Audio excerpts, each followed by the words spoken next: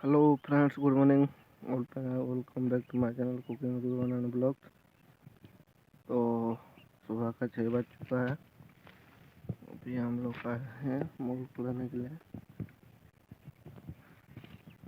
मूल कूड़े कूड़े थोक के रहा है।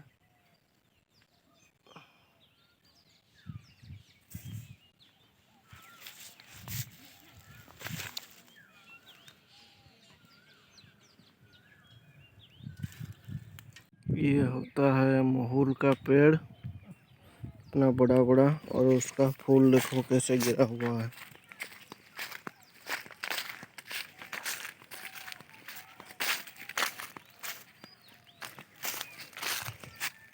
ये जो दिख रहा है ये महूल है, महूल।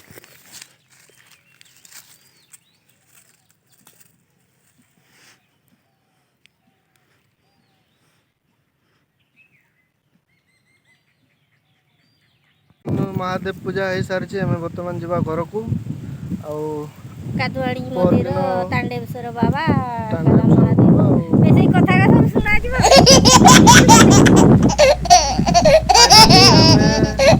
पूजा कर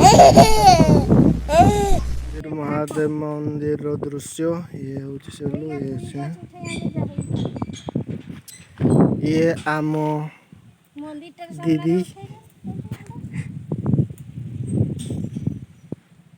जीवा।